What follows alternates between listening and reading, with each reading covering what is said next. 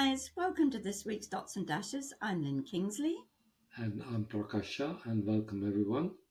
Hi Lynn, how are you today? And just tell us what the topic is today. The topic? Yeah, the art of conversation. That sounds interesting. Well, yes, in my opinion, the art of conversation has slowly been diminishing for several years, but the struggle to communicate in a normal human way seems to get more difficult as time passes. Do you find that? Yes, I think people don't want to listen. I mean, when I was a pharmacist, I had to listen to people's problems. But nowadays, people just want to talk fast and they want to just get their opinion, but they're not prepared to listen or converse or get ideas from anybody. Do you know what I mean? Absolutely. And do you know, I put that down to social media, Rick, quite frankly. They've got so used to just doing everything, social media snippets, reels that provide like a dopamine hit rather than a meaningful conversation. And then you've got your AI-driven communications like the chatbots. They're replacing human engagement. And people rely on texting all the time. And instead of having a conversation, they just dot, dot, dot, send it off, and that's the end of it. And there's no communication whatsoever. And I think that's leading to an awful lot of loneliness for people. Yeah, I mean, image comes to mind. You see on TV, and sometimes you see a group of people, children or adults, sitting at a table.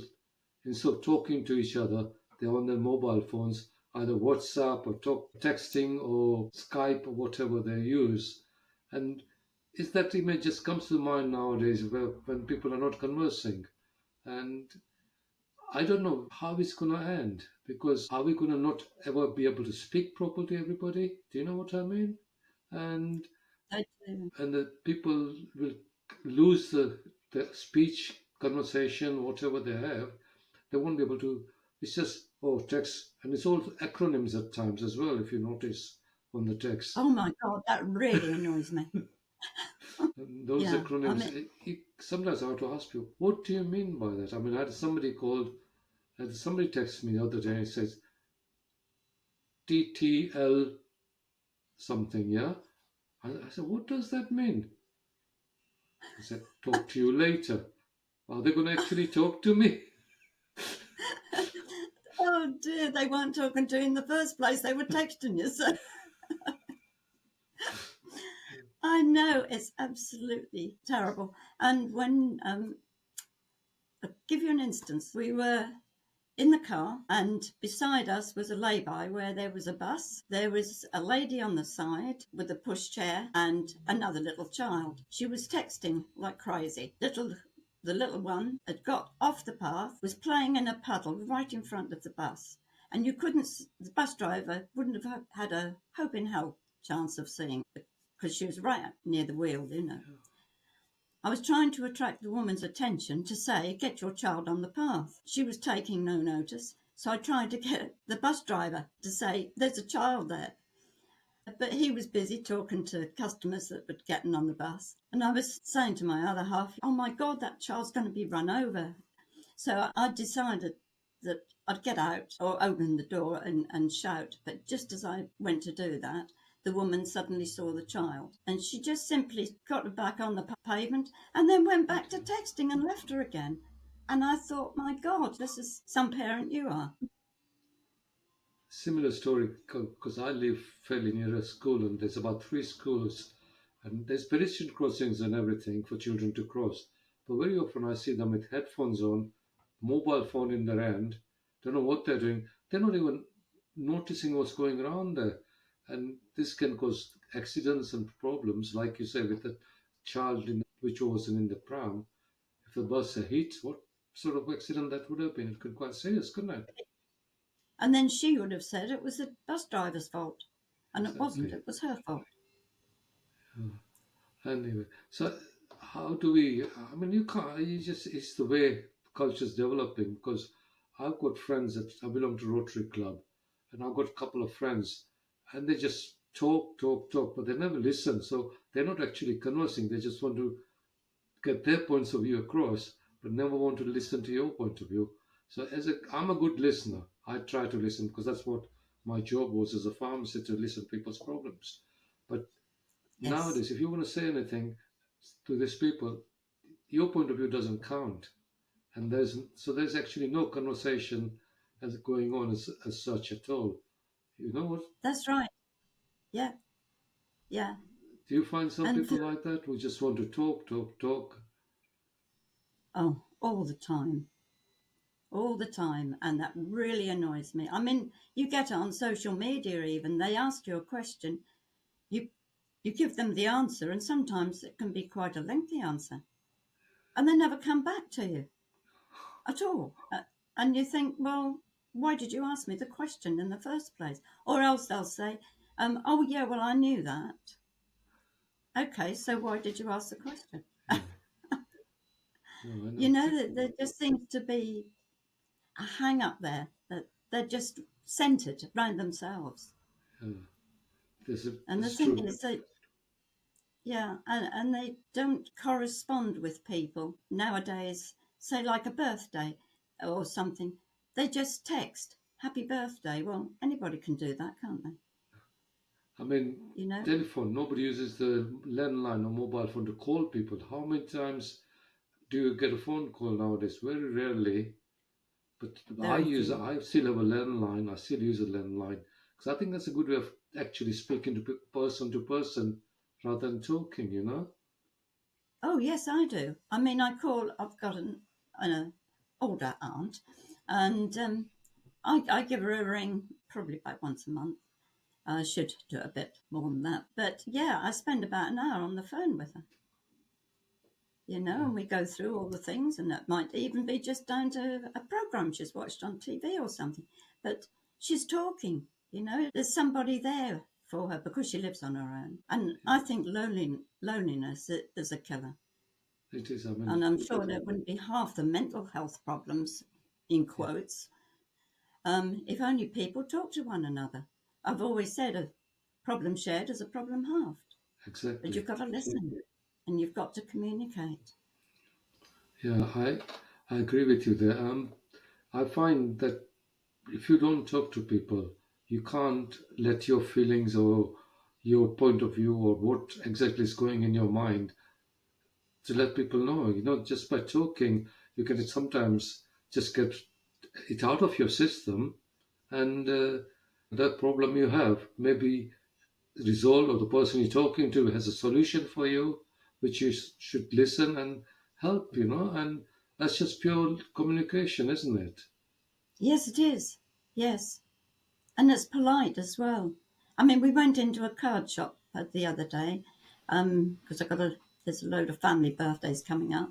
So I was spending quite a bit of time in there. And the lady behind the counter, she was quite chatty, and that made it quite nice rather than just going into a shop, buying something, coming out. It was more like the old style when we used to go in, when everybody ddid talk to one I had a another. similar thing yesterday. I went to buy some medicines from a pharmacy, and girl behind the counter. I said, "Good morning. How are you?" Oh, okay. You know, nothing. No communication. So, no, thank you. Oh yes, £2.50. Can I have receipt, please? Here you are.